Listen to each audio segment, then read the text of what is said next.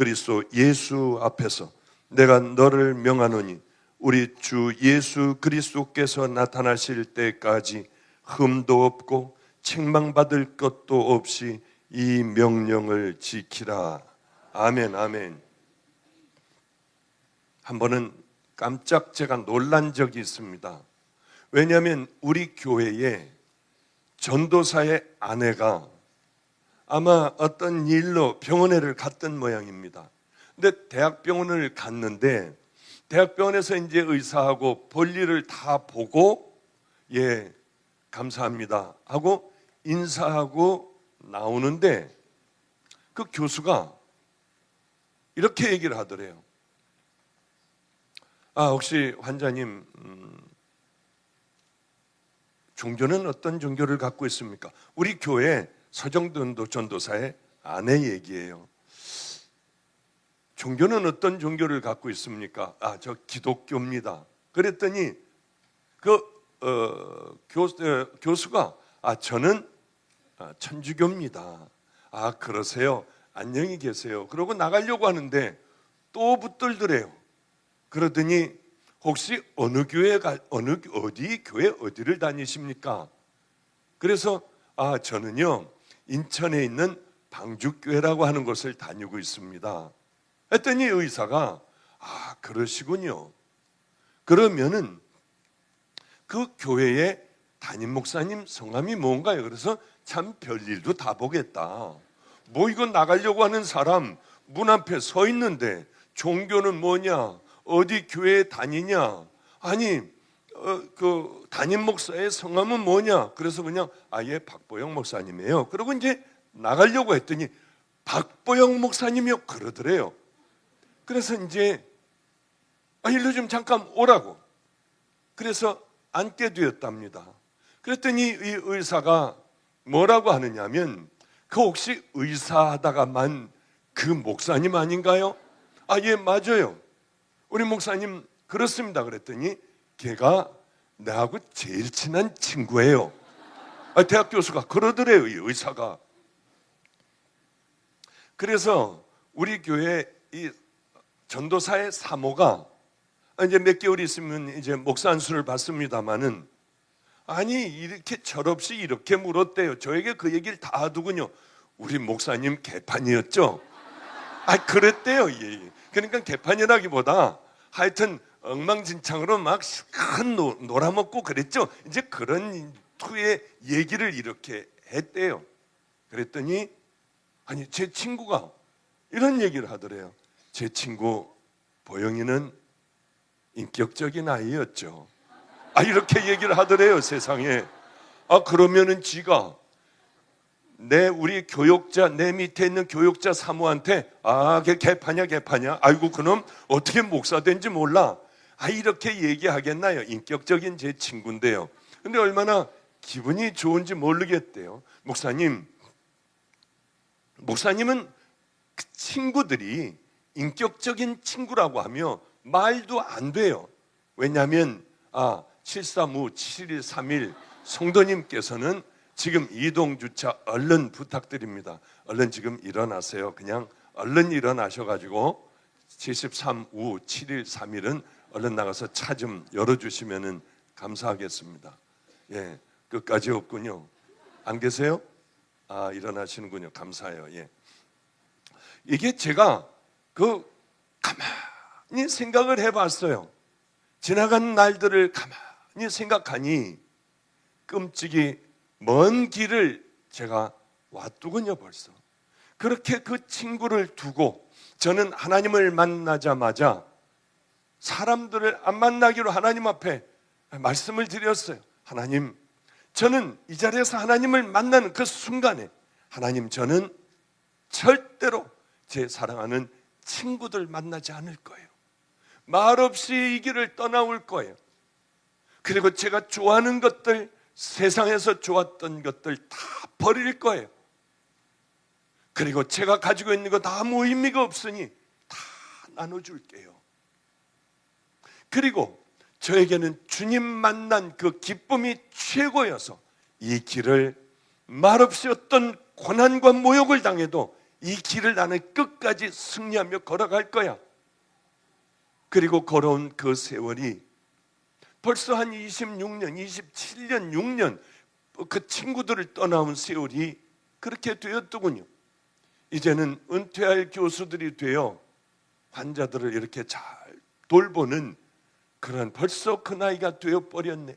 30대 후반에 하나님을 만나 이 길을 향해 걸어왔는데 벌써 이런 세월이 흘렀네 하며 뒤를 돌아봤어요.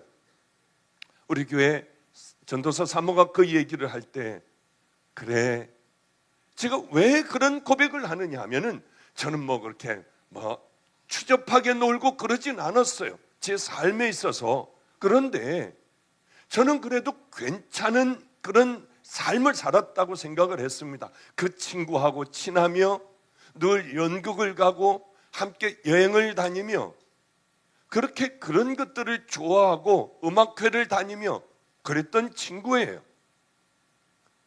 그런데 저는 제 친구들보다 제가 월등히 더 깨끗하고 괜찮은 친구라고 애들이 다 그렇게 얘기를 했는데 주님을 만나고 보니까 그저 나 같으면 이만하면 됐지 하던 제 생각이 다 무너져 버렸어요. 어쩌면 하나님 앞에 그런 죄인일 수가 없더라고요. 얼마나 울어댔는지요. 정말 한 달은 울었을 것 같아요. 늘 눈이 퉁퉁 부어 아침에면은 떠지지 않아서 뜨뜻한 물로 찬물로 이렇게 눈에 대고 있던 기억이 나요. 얼마나 많이 울었는지요. 세상에 저 같은 더러운 자가 없더라고요. 그런데 그때는 죄라고 생각하지도 않았던 죄들이 이 길을 향하여 이만큼 걸어오다가 보니까 죄가 지금은 아닌 게 없어요. 주님께 가까이 가면 가까이 갈수록 빛에 환하게 비춰지면 비춰질수록 얼마나 그렇게 더러운지요.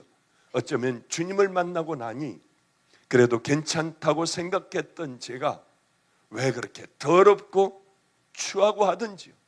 이 많은 세월들을 싸우면서 왔어요. 나는 뭘 해야 할까?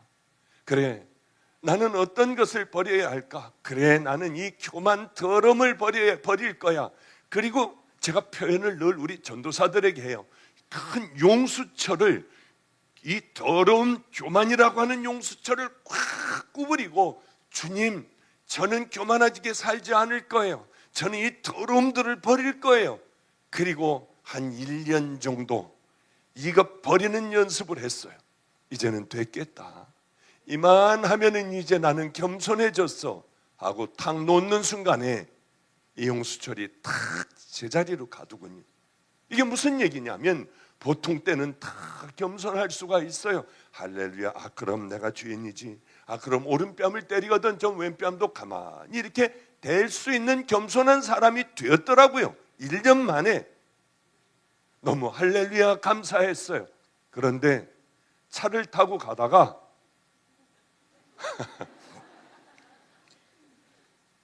저는 겨우 줄을 서가지고 지금 여기 차가 이쪽은 쌩쌩 달리는데 이쪽으로 우회전해서 들어가려고 여기 했는데 세상에 거의 다 한참을 걸려 조금씩 여기를 왔는데 어떤 놈이 이 앞을 확 가로막는 거예요. 그리고 깜빡이를 켜고 이걸 내리고 그래 유리창을 내리고 이러면서 들어가 버리는데 그걸 안 주려고요. 저런 나쁜 놈 같은 놈하고 바짝 갖다가 대더라고요. 제가 그냥 저런 죽일 놈이 있나. 이러다가 보니까 이거 안 돼. 아니야. 전혀 아니야. 이게 바리새인 같은 겸손함이야. 또다시 붙들고 울며 얼마나 열심히 기도를 했는지요.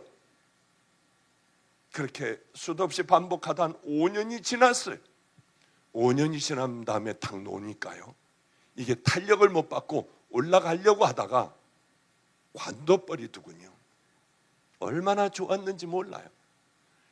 그래, 이제는 거짓된 것을 버려야 돼. 거짓을 붙잡고 이제 1년 만에 놀 줄 알지. 이건 안 돼. 5년은 붙잡고 있을 거야. 그래가지고 5년을 붙들고 하여튼 그놈의 위선 좀 없애버리려고 열심히 기도를 했어요. 이제 놔도 되겠다고 노는데 턱 하고 안 올라가더라고요. 그래, 하나하나 잡아가는 거야. 그런데 세상에 보니까 교만이 다시 올라가 버렸어요. 이놈의 거 붙잡고, 한 번은 우리 애들하고 이 경부 고속도로를 가다가 휴게소에 들렸더니 500원짜리 하나를 주면은 망치가 하나가 있어요. 그런데 뭐 공산당도 나오고 뭐 이렇게 머리가 나오면 머리를 때리는 거예요, 이렇게. 그런데 나중에 되니까 막 나와요. 얘네들이 막 나왔다 들어갔다. 여기서 도대체 뭘 때려야 할지 모르고 별로고만 있다가 말았거든요. 때려봐야 들어간 다음에 때리고, 그리고 뭘 때려야 될지 모를 정도로 나왔다 들어가고 나왔다 들어가고, 나왔을 때 때려야 하는데 도무지 여기저기서 나왔다 들어갔다 하니 이것을 때릴 수가 없더군요. 그때 깨달았어요. 이게 내 죄구나. 그래, 내가 열심히 이 용수철을 붙잡고 몸부림을 치고 이 죄를 한 번 좀 내가 없애버리겠다고 내 힘으로 그렇게 열심히 연습을 해도 다 시간이 지나면 다 제자리를 또 잡아가는구나. 사람은 뭔 줄 아세요? 제가 결론을 내렸어요. 사람은 악해요. 사람은 추해요. 사람은 더럽기가 이를 데 없어요. 그렇구나. 내가 할 수 있는 것은 아무것도 없으니 그저 십자가 붙들어야겠다. 이 십자가 붙들고 승리하는 수밖에는 없겠다. 그래, 두 법이 싸울 때에, 하나님의 법과 이 더러운 죄의 법이 싸울 때에, 그래, 늘 나는 죄의 법 아래로 끌려 들어가는구나. 오라, 이 곤고한 몸에서 누가 나를 구원해 주랴. 그리고 바로 이렇게 얘기해요. 그러나 그리스도 예수 안에 있는 자에게는 결코 정죄함이 없느니라. 그런데 그 싸움이 너무 치열한 거예요. 그저 가만히 있는다고 되는 것이 아니에요. 열심히 끝을 향하여 하여튼 열심히 훈련을 해야만 우리는 믿음의 용사들이 될 수가 있지요. 그런데 하나님께서 제게 너 말이야, 다시 한번 이 길을 한번 걸어가 봐 하면은 매맞고 힘들고 고통스럽고 그건 괜찮아요. 그런데 제가 하나님께서 다시 한번 가라 하면 헉 하고 잠깐 주저할 일이 있어요. 그것은 나하고의 싸움이에요. 이건 너무 지쳤어요. 여러분들 혹시 그런 싸움 안 싸웠습니까? 그런 싸움을 싸워보지 않았다면 어쩌면 여러분은 그저 구원과는 관계없는 그런 자녀들 아닌가. 그러니까 우리들은 그저 내가 살던 방식대로 죄 가운데 있고 더러운 나를 버리지 못하는 그런 죄 가운데 있는 것 아니겠습니까? 싸워야 해요. 죽도록 싸우지 않으면 안 돼요. 그런데 이 싸움이 너무 힘들더라고 하는 거죠. 주님을 만났을 땐 별로 힘든 건 몰랐어요. 그런데 이것을 이제 세상의 것들을 싸우며 점점 앞으로 갈수록 소망이 있어야 하는데 이 싸움은 점점 더 커져요. 작은 것도 이제는 큰 괴물같이 다가와요. 아무것도 아닌 것이 마치 큰 돌멩이를 제쳤을 때에 큰 돌멩이에 지렁이가 있으며 이렇게 막 꿈틀거리듯이 갑자기 환한 빛을 받으니 이 안에 있는 죄들이 더 드러나더라고 하는 거죠. 사도 바울도 나는 죄인의 괴수 중에 괴수라는 고백을 해요. 우리에게 이것이 심각한 고민이 되어야 합니다. 너무 감사한 건 사도 바울도 그랬는데 우리 같은 발가락에 때만도 못한 우리들은 어떻겠습니까? 이게 감사해요. 그저 넘어지면 이제 일어나셔야 돼요. 일어나셔서 주님 다시 십자가 붙들고 그 길을 향하여 걸어가는 그게 얼마나 중요한지 몰라요. 제가 제일 좋아하는 그런 목사님이 한 분이 계세요. 그분의 매너도 제가 좋아서 그분의 모든 설교를 막 다 외우고 때로는 그분 설교를 할 때도 있어요. 옥하는 목사님.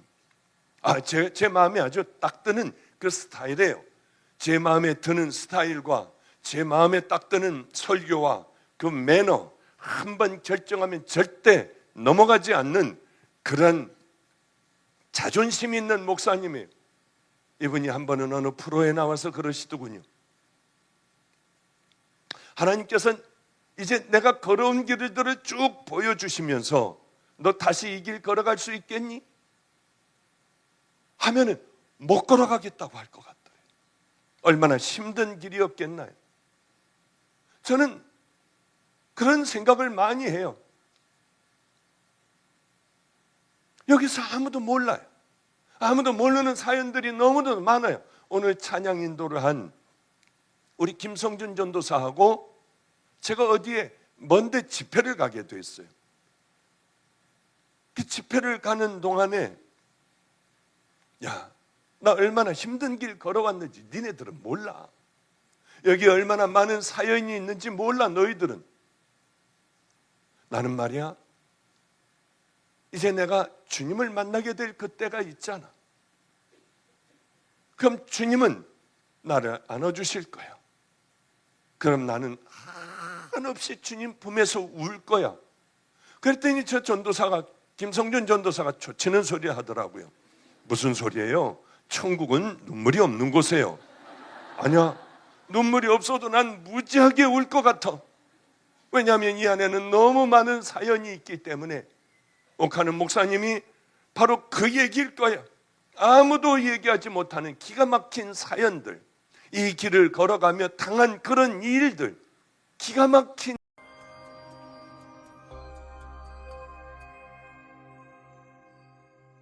할렐루야. 우리 하나님 말씀 보겠습니다. 디모데전서 6장입니다.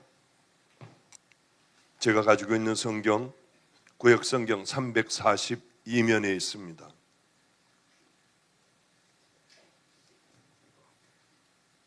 디모데전서 6장 11절부터 14절까지만 보겠습니다.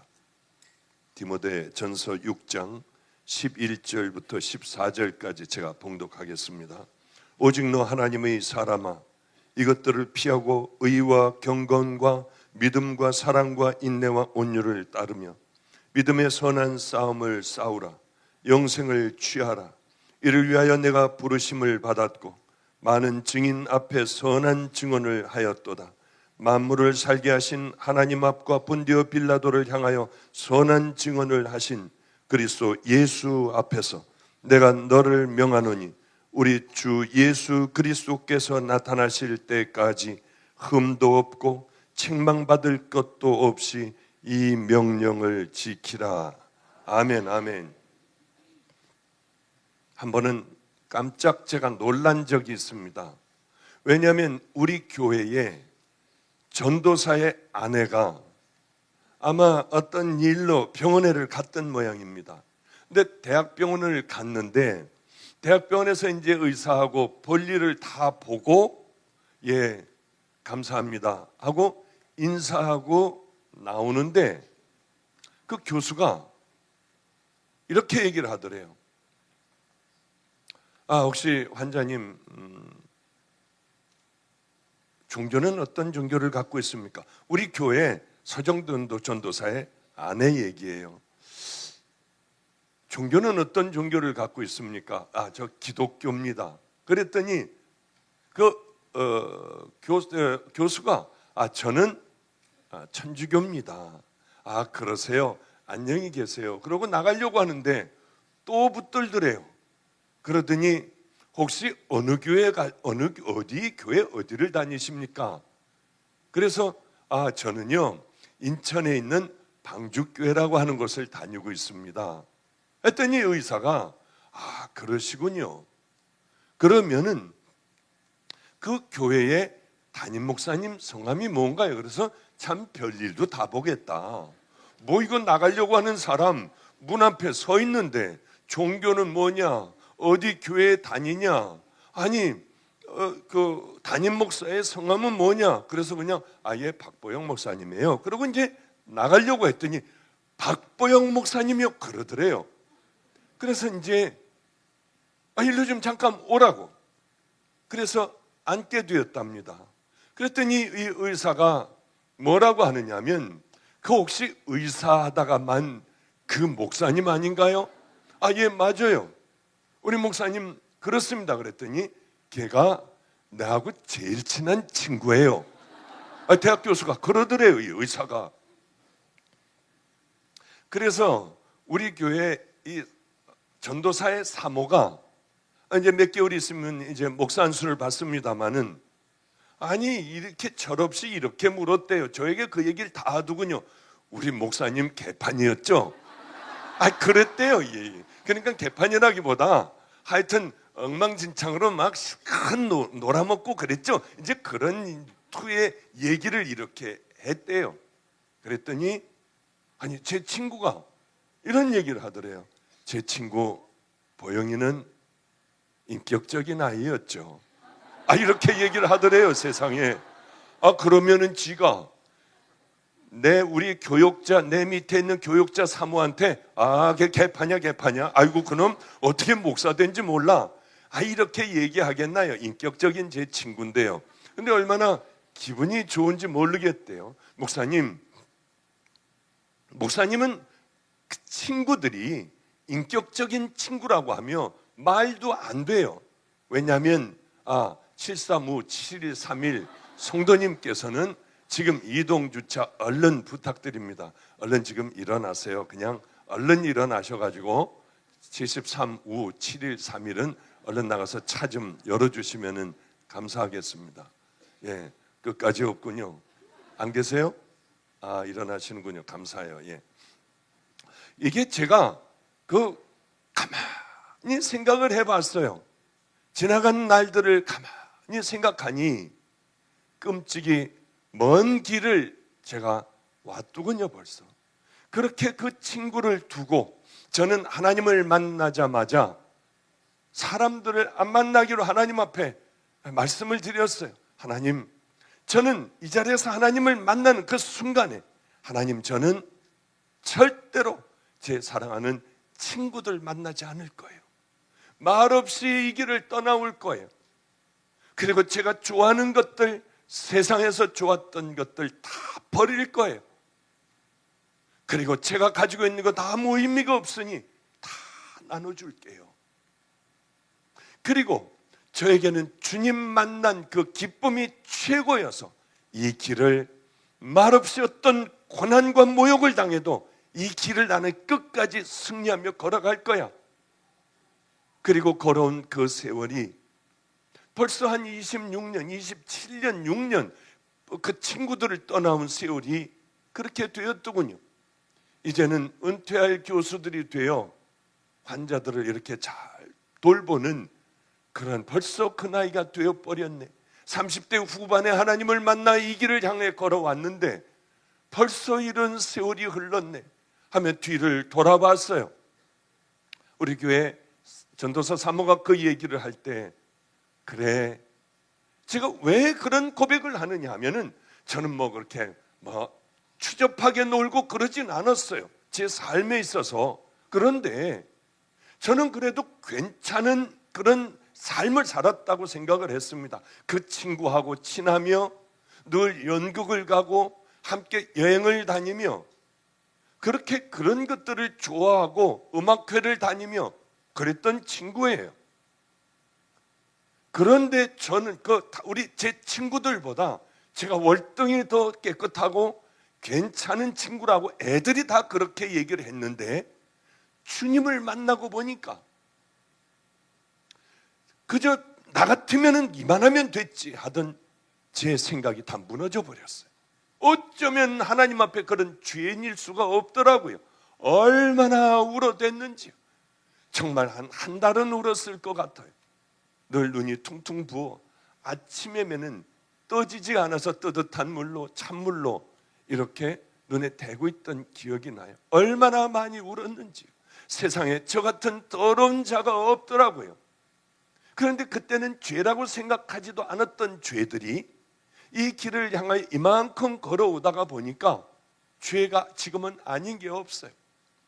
주님께 가까이 가면 가까이 갈수록 빛에 환하게 비춰지면 비춰질수록 얼마나 그렇게 더러운지요. 어쩌면 주님을 만나고 나니 그래도 괜찮다고 생각했던 제가 왜 그렇게 더럽고 추하고 하든지요. 이 많은 세월들을 싸우면서 왔어요. 나는 뭘 해야 할까? 그래, 나는 어떤 것을 버려야 할까? 그래, 나는 이 교만 더러움을 버릴 거야. 그리고 제가 표현을 늘 우리 전도사들에게 해요. 큰 용수철을 이 더러운 교만이라고 하는 용수철을 꽉 구부리고, 주님, 저는 교만하게 살지 않을 거예요. 저는 이 더러움들을 버릴 거예요. 그리고 한 1년 정도 이거 버리는 연습을 했어요. 이제는 됐겠다. 이만하면은 이제 나는 겸손해졌어 하고 탁 놓는 순간에 이 용수철이 탁 제자리로 가두군요. 이게 무슨 얘기냐면, 보통 때는 다 겸손할 수가 있어요. 할렐루야, 그럼 내가 주인이지. 그럼 오른뺨을 때리거든 좀 왼뺨도 가만히 이렇게 될 수 있는 겸손한 사람이 되었더라고요. 1년 만에. 너무 할렐루야 감사했어요. 그런데 차를 타고 가다가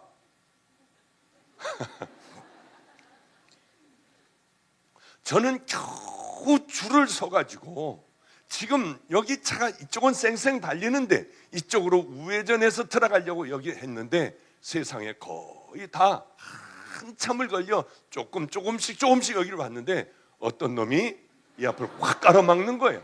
그리고 깜빡이를 켜고 이걸 내리고, 그리고 유리창을 내리고 이러면서 들어가 버리는데, 그걸 안 주려고요. 저런 나쁜 놈 같은 놈하고 바짝 갖다가 대더라고요. 제가 그냥 저런 죽일 놈이 있나. 이러다가 보니까 이거 안 돼. 아니야, 전혀 아니야. 이게 바리새인 같은 겸손함이야. 또다시 붙들고 울며 얼마나 열심히 기도를 했는지요. 그렇게 수도 없이 반복하다 한 5년이 지났어요. 5년이 지난 다음에 탁 놓으니까요, 이게 탄력을 못 받고 올라가려고 하다가 관둬버리더군요. 얼마나 좋았는지 몰라요. 그래, 이제는 거짓된 것을 버려야 돼. 거짓을 붙잡고 이제 1년 만에 놓을 줄 알지. 이건 안 돼. 5년은 붙잡고 있을 거야. 그래가지고 5년을 붙들고 하여튼 그놈의 위선 좀 없애버리려고 열심히 기도를 했어요. 이제 놔도 되겠다 하고 노는데 턱 하고 안 올라가더라고요. 그래, 하나하나 잡아가는 거야. 그런데 세상에 보니까 교만이 다시 올라가 버렸어요. 이놈의 거 붙잡고, 한 번은 우리 애들하고 이 경부 고속도로를 가다가 휴게소에 들렸더니 500원짜리 하나를 주면은 망치가 하나가 있어요. 그런데 뭐 공산당도 나오고 뭐 이렇게 머리가 나오면 머리를 때리는 거예요, 이렇게. 그런데 나중에 되니까 막 나와요. 얘네들이 막 나왔다 들어갔다. 여기서 도대체 뭘 때려야 할지 모르고 벼르고만 있다가 말았거든요. 때려봐야 들어간 다음에 때리고, 그리고 뭘 때려야 될지 모를 정도로 나왔다 들어가고 나왔다 들어가고, 나왔을 때 때려야 하는데 도무지 여기저기서 나왔다 들어갔다 하니 이것을 때릴 수가 없더군요. 그때 깨달았어요. 이게 내 죄구나. 그래, 내가 열심히 이 용수철을 붙잡고 몸부림을 치고 이 죄를 한 번 좀 내가 없애버리겠다고 내 힘으로 그렇게 열심히 연습을 해도 다 시간이 지나면 다 제자리를 또 잡아가는구나. 사람은 뭔 줄 아세요? 제가 결론을 내렸어요. 사람은 악해요. 사람은 추해요. 사람은 더럽기가 이를 데 없어요. 그렇구나. 내가 할 수 있는 거는 아무것도 없으니 그저 십자가 붙들어야겠다. 이 십자가 붙들고 승리하는 수밖에는 없겠다. 그래, 두 법이 싸울 때에, 하나님의 법과 이 더러운 죄의 법이 싸울 때에, 그래, 늘 나는 죄의 법 아래로 끌려 들어가는구나. 오라, 이 곤고한 몸에서 누가 나를 구원해 주랴. 그리고 바로 이렇게 얘기해요. 그러나 그리스도 예수 안에 있는 자에게는 결코 정죄함이 없느니라. 그런데 그 싸움이 너무 치열한 거예요. 그저 가만히 있는다고 되는 것이 아니에요. 열심히 끝을 향하여 하여튼 열심히 훈련을 해야만 우리는 믿음의 용사들이 될 수가 있지요.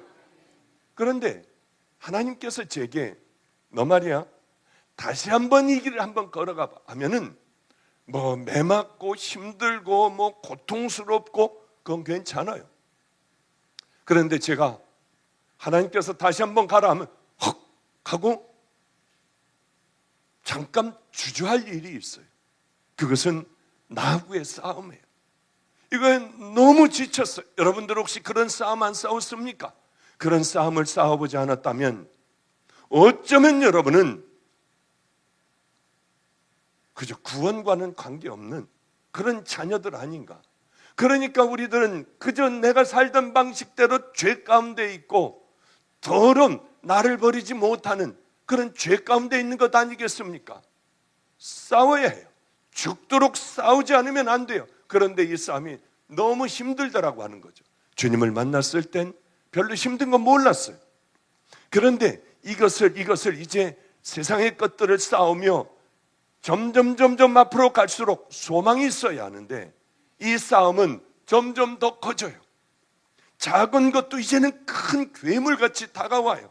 아무것도 아닌 것이 마치 큰 돌멩이를 제쳤을 때에 큰 돌멩이에 지렁이가 있으며 이렇게 막 꿈틀거리듯이 갑자기 환한 빛을 받으니 이 안에 있는 죄들이 더 드러나더라고 하는 거죠. 사도 바울도 나는 죄인의 괴수 중에 괴수라는 고백을 해요. 우리에게 이것이 심각한 고민이 되어야 합니다. 너무 감사한 건 사도 바울도 그랬는데 우리 같은 발꼬락에 때만도 못한 우리들은 어떻겠습니까? 이게 감사해요. 그저 넘어지면 이제 일어나셔야 돼요. 일어나셔서 주님 다시 십자가 붙들고 그 길을 향하여 걸어가는 그게 얼마나 중요한지 몰라요. 제가 제일 좋아하는 그런 목사님이 한 분이 계세요. 그분의 매너도 제가 좋아서 그분의 모든 설교를 막 다 외우고 때로는 그분 설교를 할 때도 있어요. 옥하는 목사님. 제 마음에 아주 딱 드는 그 스타일이에요. 제 마음에 드는 스타일과 제 마음에 딱 드는 설교와 그 매너, 한번 결정하면 절대 넘어가지 않는 그런 자존심 있는 목사님이에요. 이분이 한 번은 어느 프로에 나와서 그러시더군요. 하나님께서는 이제 내가 걸어온 길들을 쭉 보여주시면서 너 다시 이 길 걸어갈 수 있겠니? 하면은 못 걸어가겠다고 할 것 같더래요. 얼마나 힘든 길이었겠나요? 저는 그런 생각을 많이 해요. 여기서 아무도 몰라요. 아무도 모르는 사연들이 너무도 많아요. 오늘 찬양 인도를 한 우리 김성준 전도사하고 제가 어디에 먼데 집회를 가게 됐어요. 그 집회를 가는 동안에 나 얼마나 힘든 길 걸어왔는지 니네들은 몰라. 여기 얼마나 많은 사연이 있는지 몰라 너희들은. 나는 말이야 이제 내가 주님을 만나게 될 그때가 있잖아. 그럼 주님은 나를 안아주실 거야. 그럼 나는 한없이 주님 품에서 울 거야. 그랬더니 저 전도사가 김성준 전도사가 초치는 소리 하더라고요. 무슨 소리예요? 천국은 눈물이 없는 곳이에요. 아니야, 눈물이 없어도 난 무지하게 울 것 같아. 왜냐하면 이 안에는 너무 많은 사연이 있기 때문에. 옥하는 목사님이 바로 그 얘기일 거예요. 아무도 얘기하지 못하는 기가 막힌 사연들, 이 길을 걸어가며 당한 그런 일들, 기가 막힌 일들이요. 앞으로 또 다가올 그런 일들, 나는 그래도 울 거야. 그러면 주님께서 내게 뭐라고 하실지 난 다 알아. 뭐라고 그러실까요? 내가 다 봤다. 내 종아, 내가 다 봤어. 이미 다 알아. 그러실 때 얼마나 기쁠까? 얼마나 슬플까? 그런 생각을 했어요. 그러면서 제가 찬양을 혼자 했습니다. 이렇게 대화를 해가면서 하늘 가는 밝은 길이 내 앞에 있으니. 그랬더니 옆에서 우리 김전도사가 이런 얘기를 하는 거예요. 목사님, 그 가사 정말 너무 제가 좋아하는 가사가 있어요. 나는 부족하여도 영접하실 터이니. 그러면 이제 지하고 저하고 같이 찬양을 하며 그 부분 찬양을 하며 집회에 갔던 기억이 있어요. 얼마나 성도들의 길, 종들의 길을 진짜 간다고 하면은 얼마나 어려운지 몰라요. 사람들은 몰라요. 그래서 제가 늘 말씀드리는 게 억울해도 우리 이 길 걸어가야 한다. 사람들에게 모욕을 당해도, 능멸을 당해도, 기가 막힌 사연을 가지고 있어도 우리 말없이 주님 가라 하신 그 길을 걸어가야 한다고 제가 늘 그런 얘기를 해요. 우리는 이 세상의 방법으로 살아가면 안 돼요. 하나님이 원하시는 그 길, 사람들은 다 저 길로 간다 해도 믿음의 자녀들, 우리 주님을 아는 자녀들, 만난 자녀들은 받은 사람들만이 아는 바로 그 비밀을 갖고 그 길을 걸어가야 하지 않겠습니까? 아이들과 함께 살아가며 인간이 이런 거구나 하는 걸 많이 느꼈습니다. 그 대표적인 것이 레미제라블, 장발장, 여러분 잘 아시죠? 레미제라블은 뭘 지금 얘기하려고 했느냐면 장발장이 빵 하나를 훔치고 19년간을 감옥에 가서 삽니다. 그러다 이제 나오게 되었어요. 자, 빵 하나 훔쳐서 19년 동안 감옥에 갔으면은 이제 나와 또다시 훔쳐야겠습니까? 아이고 지겨워, 그거 어떻게 그래요? 그런데 이제 첫날 밤 잘 곳이 없었습니다. 아무리 둘러봐도 배는 고프고 잘 곳이 없었어요. 그래서 한 사제의 집에 문을 두드리고 들어갔습니다. 여러분 다 아시잖아요. 그럼 거기서 이제 난 여기 이 집을 나가면 먹고 살 게 없어요. 당분간 먹고 살 게 없어요. 내게 그렇게 잘해준 그 사제, 내게 밥을 주고 잠자리를 제공한 그 사제의 은촛대를 숨겨가지고 나오게 돼요.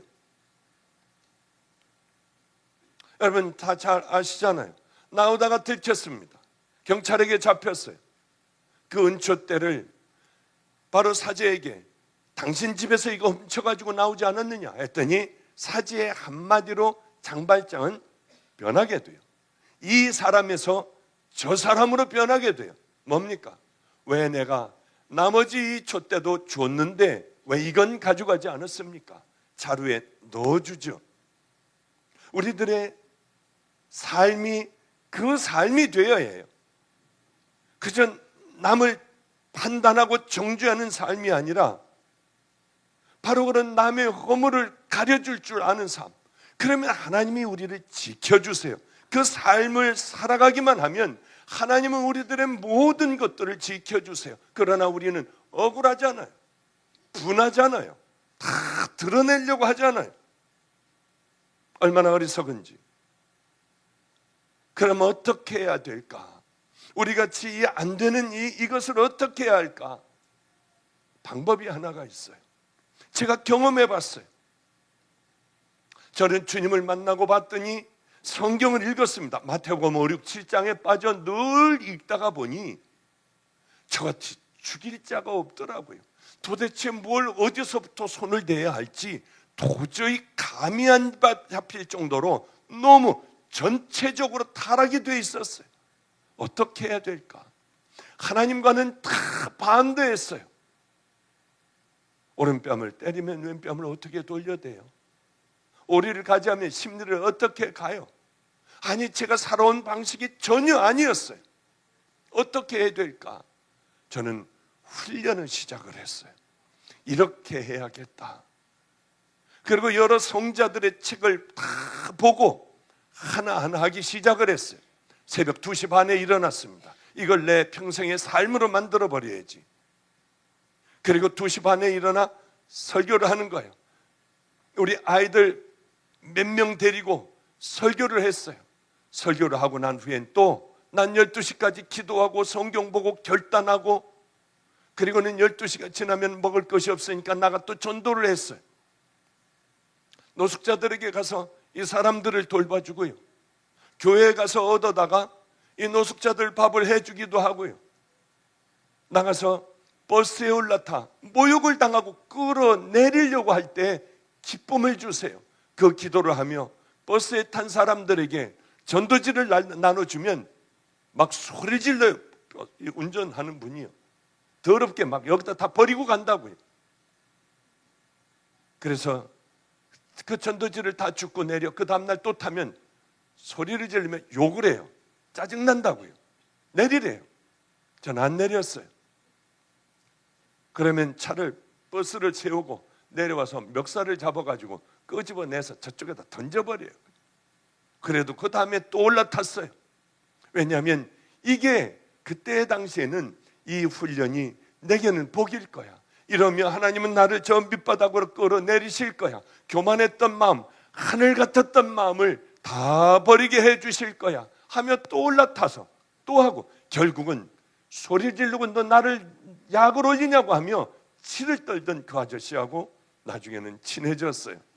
이 아저씨 마실 것도 하나 갖다 주고 앉아서 옆에 가서 전도하고 앉아서 같이 마시기도 하고요. 그런 사이가 될 정도로 거기까지 갔었어요. 얼마나 힘든데요. 이런 훈련을 시작을 했어요. 그래, 정말 하나님께서 쓰실 수 있는 종의 훈련을 하자. 그리고 중들에게도 전도하고요. 앉아서 장날에 기다리고 있는 그 중들에게도 전도했어요. 그러면은 전 중들 오면은 저 사탄이라고 하고 막 나가라고 하고 그러지 않아요. 전 때로는 주기도 해요.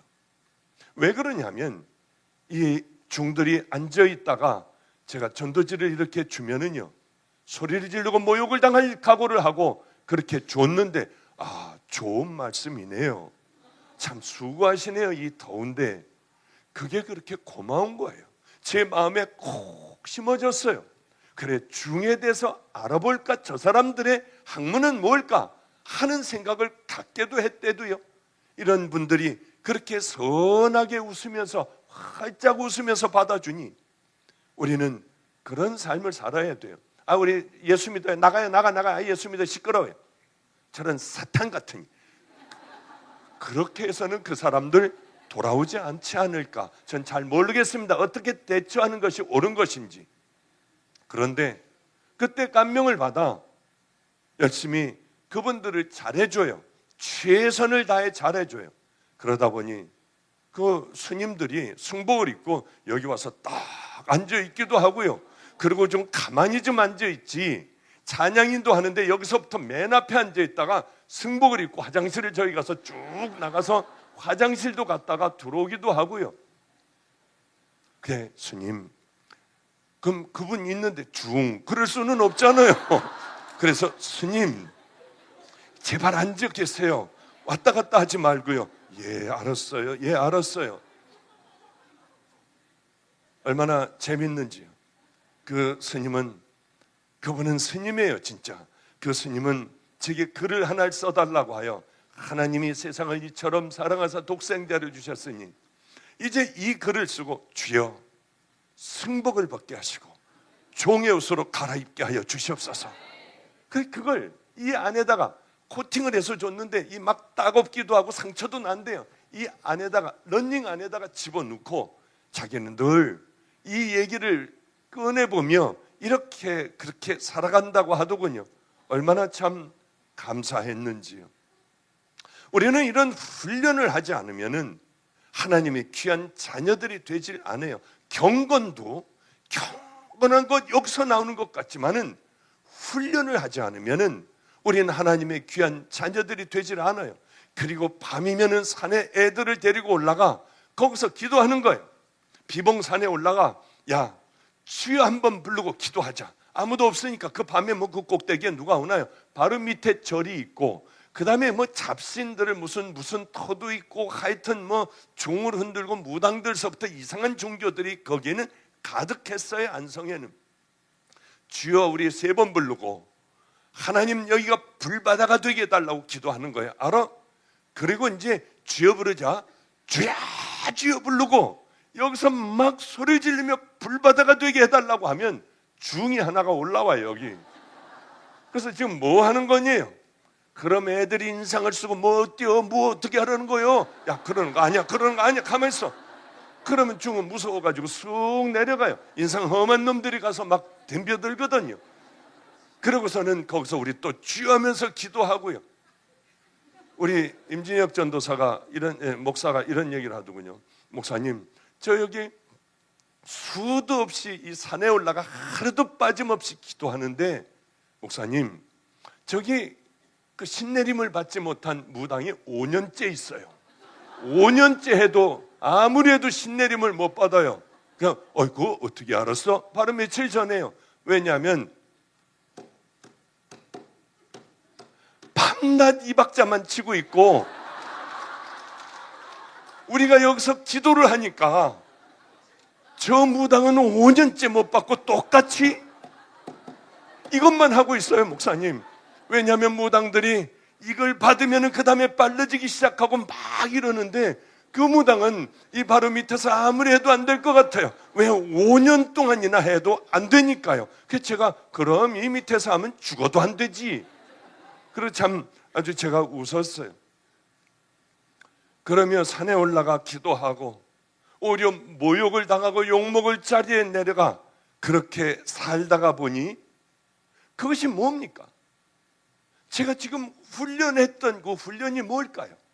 거룩함을 유지하고 하나님의 종으로 한번 쓰임받아 보려고 하는 그냥 그러한 훈련이었어요. 거룩한 싸움이었어요. 우린 사람들이 뭐라 해도 내 삶을 그렇게 만들어버리는 거예요. 거룩하게 만들어버리는 거예요. 누가 뭐라고 하든 그냥 내가 갈 길을 향하여 달려가는 거예요. 그런데 참 이상한 일이 있었습니다. 그리고는 끝나면은 노숙자들에게 들어가 노숙자들하고 같이 살았어요. 얼마나 힘든 줄 아세요? 작은 방에 복닥복닥 이렇게 하고 사는 거예요. 다 쓰러져가는 배가에서 이 삶을 살았어요. 그리고 설교 준비도 열심히 하고요.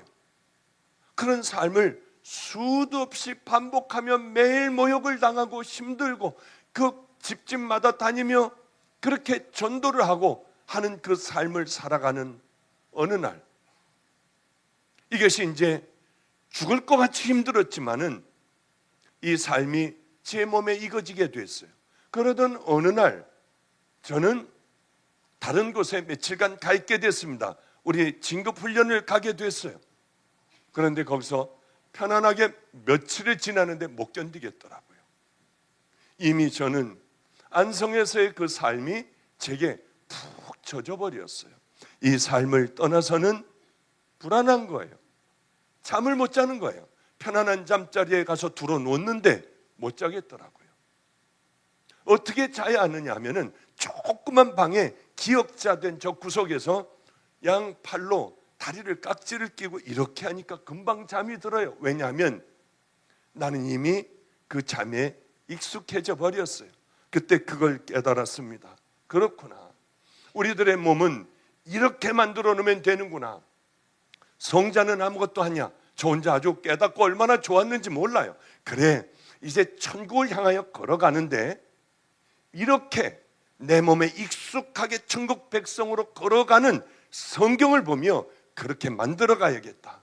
아무 생각 안 하고 딴 생각을 해도 내 몸에 익숙해져 그 아버지 집을 향하여 걸어가는 그 하나님의 종을 만들어 놔야겠다 하고 제 생각서부터 개조하기 시작을 했어요. 굉장히 이것이 중요한 얘기예요. 어느 날 예전에 하나님 만나기 전에 그 생각이 들어 우리 아이들을 그렇게 훈련시키기 시작을 했습니다. 예전에 하나님 만나기 전에 북한군이 탈출을 해서 한국으로 왔어요. 남한으로 넘어왔어요. 큰 사건이에요. 그럴 때마다 기자회견을 했습니다. 안기부에서 훈련을 다 시키고 나가 기자회견을 했어요. 기자회견하는데 물어보기로 된 것들만 물어보는데 어느 기자가 다른 갑자기 물음을 물었습니다. 이 사람이 당황하더군요. 그리고 뒤를 돌아보니 얘기해라 하니까 이 사람이 얘기를 하기 시작을 했어요. 그것은 어떻게 당신들 정신교육을 북한 군인들은 시키느냐 그랬더니 이런 얘기를 하는 거예요.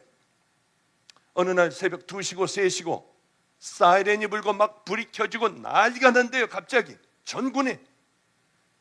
그러면서 이 사람들 자던 군인들은 일어나 지정신이 아닌 상태로 눈을 비비고 일어나서 비틀거리는데 마이크에서는 김일성 주체 사상한대요. 그러면 이 군인들이 비틀거리면서 뭐가 어떻게 되는지도 모르면서 막 그 악을 쓰면서 떠나가라. 그렇게들 김일성 주체 사상을 외운대요. 그 사람들에게는, 그 빨갛게 아주 철저하게 물든 그 사람들에게는 예수님도 들어가기 힘들 것 같더군요. 너무 기가 막혔어요.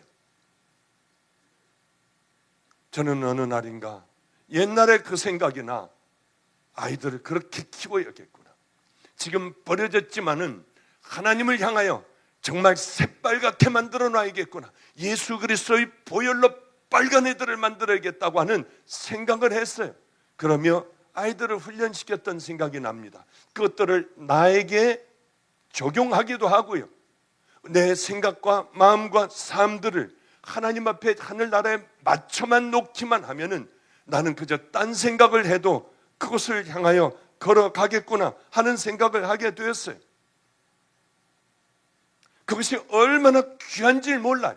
이 땅에서는 그런 거 교회에서 별로 안 가르치잖아요. 그러나 그게 얼마나 중요한지 몰라요. 우리들의 삶을 천국 백성으로 딴 생각을 해도 가게 하는 것. 우리가 이대로 가만히 성경을 보고 하나님의 말씀을 듣고 나가서 그저 헌금하고 찬양하고 봉사하고 그렇게 하고 산다고 하여 그것은 얻어지는 것이 아니더군요. 사랑하고 내가 누구인지를, 나에 대한 정체성을 발견하게 되고, 자기에 대한 정체성을 발견한 다음 그럼 내가 이러한 정체성 안에서 무엇을 위해서 살아야 하는 사람인가, 그것을 발견하고 자기의 그 부르심의 소망 안에서 또 잘 훈련되고 준비돼서 마지막 본인의 정체성 안에서 하나님이 불러주신 그 소명에 따라 잘 준비되어 쓰임받다 주님 앞에 다시 서는 것이 우리 인생의 관건인 줄로 믿습니다. 근데 이 모든 시작은 살아계신 하나님과의 만남이에요. 여러분, 성경 신구약 전체가 살아계신 하나님과의 만남을 통해서 믿음의 사람들의 삶이 어떻게 바뀌었는가에 대한 기록이에요. 아멘. 그러나 일부는 살아계신 하나님과의 만남이 있었음에도 불구하고 결국 그 하나님의 부르심의 소명에 따라가지 못하고 실족하고 넘어진 자들의 아픈 기록도 함께 기록되어 있습니다. 저는 우리가 오늘 이 저녁에 다른 건 다 잊어버리시고 하나님께서 오늘 이 저녁에 주시는 그 말씀을 통해서 내가 정말 하나 계신 하나님을 만나고 그 하나님의 음성에 반응할 수 있는 저녁이 되기를 원합니다. 하나님은 각 시대 가운데 하나님이 특별하게 들어 쓰시는 사람과 또 공동체와 민족들이 있습니다. 근데 이 사람들의 배경이나 이런 환경들은 다 틀려요. 근데 이들이 놀랍게 하나님 앞에 쓰임받게 된 공통적인 특징 중에 한 가지는 하나님의 말씀이 선포될 때 그 선포된 하나님의 말씀 앞에 믿음의 반응을 보였다라고 하는 것이에요. 은혜 받는 거, 감동 받는 거 여러분 중요하지만 그게 관건이 아니에요. 그래서 어떻게 할 것인가가 중요해요. 아멘입니까? 아멘입니까? 오늘 이 저녁에 살아계신 주님을 만나고 주님의 음성을 듣고 그 음성 앞에 우리가 인격적인 영적인 반응을 할 수 있는 저녁이 되기를 원합니다. 최근 그 한국 사회에 굉장히 잘 알려지고 그 유명한 영화가 있습니다. 그 국제시장이라고 하는 영화가 있는데 보셨어요? 이런 거 봐도 지옥에 안 갑니다. 여러분 괜찮아요. 혹시 보신 분 손 들어보세요. 할렐루야. 이 영화의 배경을 잠깐 설명해 드리면은 1950년 한국 전쟁 이후부터 80년 이상 가족 찾는 어떻게 보면 근현대사에 대한 우리나라의 역사를 배경으로 한 영화예요. 이 영화를 통해서 우리의 할아버지 또 우리 아버지 세대가 어떠한 많은 그런 고난과 어려움을 통해서 오늘에 이르기에 됐는가에 대한 것들을 설명을 해줍니다. 특별히 이 영화의 주인공으로 나와 있는 그 어린 아이, 흥남부두에서 아버지와 동생을 잃고 홀어머니와 두 동생과 함께 부산으로 피난 내려가서 부산에 있었던 그 국제시장을 배경으로 영화의 제목들이 세워졌는데 그 오랜 과정을 통해서 결국 그는 인생의 마지막에 거의 이르는 어느 시점에서 자기의 이제 손자들과 자녀들은 마루에서 놀고 있을 때 혼자 조용히 자기의 안방으로 들어와서 아버지의 영정사진 같은 사진 앞에서 이 영화의 마지막 부분에 3가지 말을 합니다. 사실 제가 이 영화를 보고 많은 그런 도전도 받았지만 이 3마디 말이 제 뇌리에 박혔어요. 그때 이 주인공이 아버지의 영정사진 앞에서 했던 첫 번째 마디가 뭐였냐면 아버지 이만하면 잘했지. 두 번째가 그런데 아버지 참 힘들었습니다. 그리고 마지막 3번째가 아버지 보고 싶습니다. 제가 그 영화를 보면서 하나님, 저도 앞으로 어느 날 저의 인생의 마지막 때 하나님 앞에 저의 믿음의 고백을 드리고 하나님 앞에 돌아갈 텐데 이 영화의 이 대사처럼 하나님 이렇게 3가지를 얘기하고 하나님 앞에 설 수 있었으면 좋겠습니다. 첫 번째, 아버지 이만하면 잘했지. 비록 연약하고 부족해서 때론 넘어지고 쓰러지지만 믿음의 선한 싸움을 끝까지 포기하지 아니하고 감당해서 믿음의 주여 온전케 하신 주님, 그 주님이 보여주신 그 믿음의 모델에 따라 끝까지 주님을 쫓아가고자 몸부림치고 난 어느 시점에 하나님 이만하면 어떻게 잘했습니까? 이것이 여러분과 저의 고백이 되기를 원합니다. 두 번째는 그런데 아버지 정말 힘들었습니다. 사랑하는 여러분, 우리가 이 땅에 살고 있지만 이 땅에 속하지 않은 자로서 이 땅의 가치관과 그 거대한 흐름을 거슬려서 믿음의 선한 싸움을 감당하며 예수 그리스도의 성경의 가치를 쫓아서 산다라고 하는 거 여러분 쉽지 않습니다. 이게 만약에 쉬울 거라고 생각하면 여러분은 믿음을 잘못 선택하신 거예요. 기독교는 복음의 진리는 예수 그리스도, 우리의 믿음이 대상이 되신 주님은 절대 우리에게 쉽고 편안한 길에 대해서 약속한 적이 없습니다. 여러분, 신구약 전체를 통해서 믿음의 사람이라고 흔히 일컬음을 받은 사람의 삶을 볼 때 쉽고 편안한 인생을 살고 마쳤던 사람 한 사람이라도 있으세요, 여러분? 없어요. 성경의 진리는 우리에게 쉽고 편안하고 축복하고 안락한 삶, 이것을 보장하지 않습니다. 그러나 성경은 우리에게 우리의 목숨을 던져서라도 가치 있는 진리를 쫓는 가치 있는 인생에 대해서 우리를 초청하는 거예요. 아멘입니까? 후회하지 않는 삶, 내 인생의 생명을 죽어도 아깝지 않는 삶, 이런 삶에 대해서 성경은 우리를 초청하지 편하고 쉬운 삶에 대해서 성경은 얘기하고 있지 않습니다. 또한 그 삶은 우리로 하여금 영원한 하나님의 나라로 인도하는 삶이 될 줄로 믿습니다. 근데 마지막은 우리가 이렇게 고백하는 거예요. 아버지 보고 싶어요. 그날이 되면 우리가 하나님 아버지를 얼굴과 얼굴로 맞대게 될 줄로 믿습니다. 근데 여러분, 신앙생활 하다가 물론 저도 아직 젊어요. 그러나 때로는 힘들 때마다 딱 한 가지 생각을 해요. 내가 하나님을, 우리 주님을 얼굴과 얼굴로 맞댈 때 부끄럽지 않았으면 좋겠다. 그 순간만큼은 더 이상 후회하고 돌이킬 수 있는 찬스가 없어요, 여러분. 그러나 그 순간 나의 두 눈이 주님의 두 눈과 마주칠 수 있었으면 좋겠다. 아멘입니까? 그렇게 될 수 있기를 도전드립니다. 그런 우리에게 믿음의 조상으로서 좋은 그런 모델이 되시는 분이 바로 우리가 읽었던 오늘 이 본문의 배경이 되셨던 아브라함이라고 하는 인물입니다. 이 아브라함이 믿음의 조상이 되게 된 가장 결정적인 사건 가운데 하나가 우리가 읽었던 이 본문의 말씀입니다. 여러분, 오늘 이 본문의 말씀을 통해서 우리는 어떻게 보면 큰 도전도 많지만 큰 마음의 부담도 돼요. 어떻게 하면 우리는 이런 믿음을 과연 가질 수 있을까? 자기의 모든 것들을 내려놓는 선에서 더 넘어 어떻게 보면 자기의 생명하고도 바꿀 수 없는, 자녀마저도 하나님의 말씀에 따라 순종함으로 드릴 수 있는 믿음. 과연 이게 정상적인 믿음일까? 여러분, 이게 정상적인 믿음이라고 생각하세요? 여러분, 신앙생활을 제대로 하면은 미칩니다. 할렐루야. 할렐루야.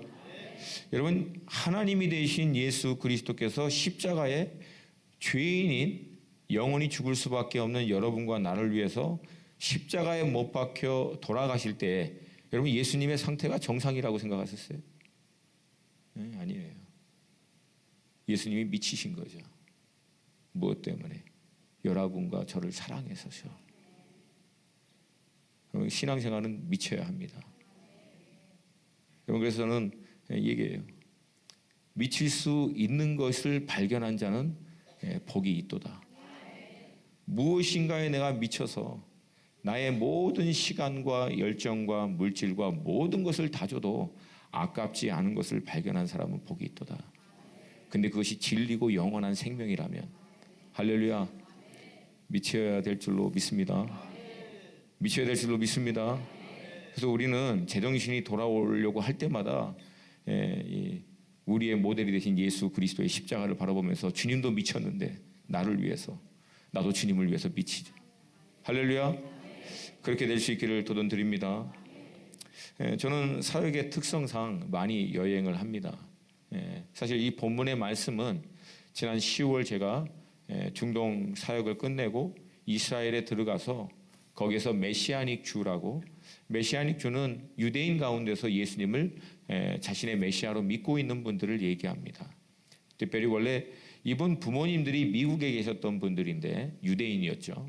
그러나 주님을 인격적으로 만나고 이들이 특별한 소명을 받아서 이스라엘로 이주하고 자기의 자녀를 유대인 전통 토라 학교에 보내서 유대주의즘, 완전히 그 경건한 유대인들이 밟고 있는 그 모든 교육을 받게 하면서 집에서는 그 복음의 그 유대인의 율법의 말씀이 예수 그리스도의 복음과 어떻게 연결되는지를 집중해서 이 아들을 훈련시키고 16살 때는 빼내서 이 아이를 하나님의 종으로 이제 훈련시켰던 그런 분들입니다. 근데 그 아들을 제가 만난 거예요. 같이 만나서 특별히 오늘 본문의 배경이 됐던 아브라함이 이삭을 하나님께 드렸던 바로 그 부엘세바에서부터 헤브론 그 땅에서 예루살렘을 남단에서부터 북쪽을 향해서 올라가는 그 여정을 하루 동안 같이 밟으면서 이 말씀을 같이 풀었던 그런 은혜를 가졌습니다.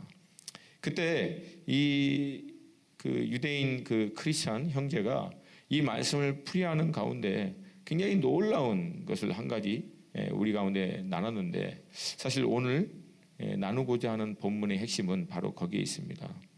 이 본문의 배경을 잠깐 설명해 드리면 우리가 잘 알다시피 아브라함은 하란 땅에서 75세의 나이에 하나님의 부르심을 받습니다. 여러분, 우리 모든 사람들은 하나님의 부르심을 받습니다.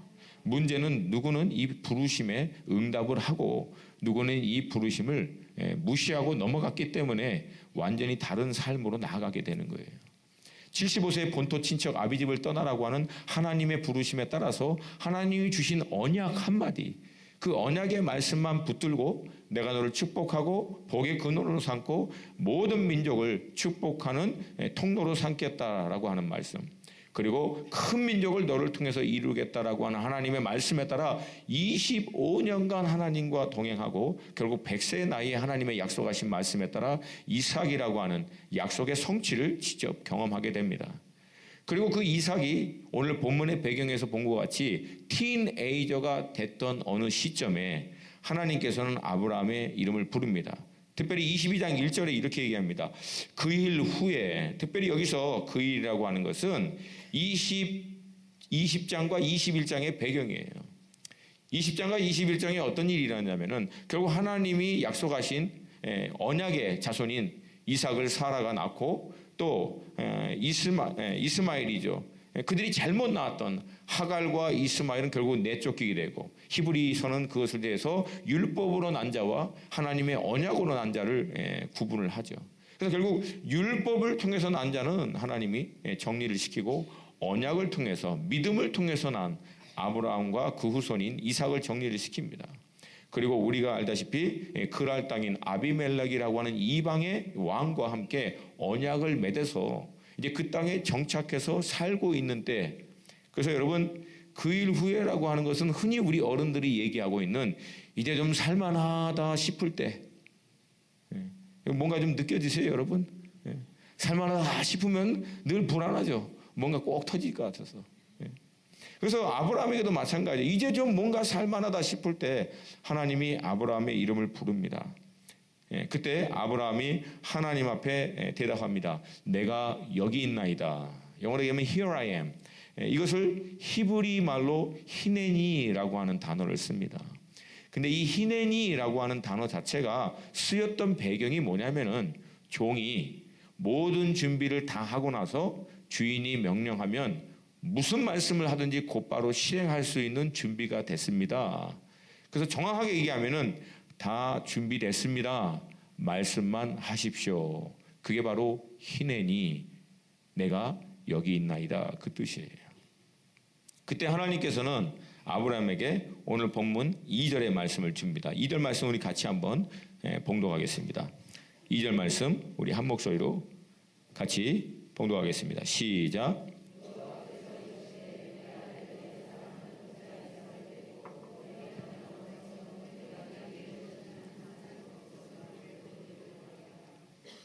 아멘.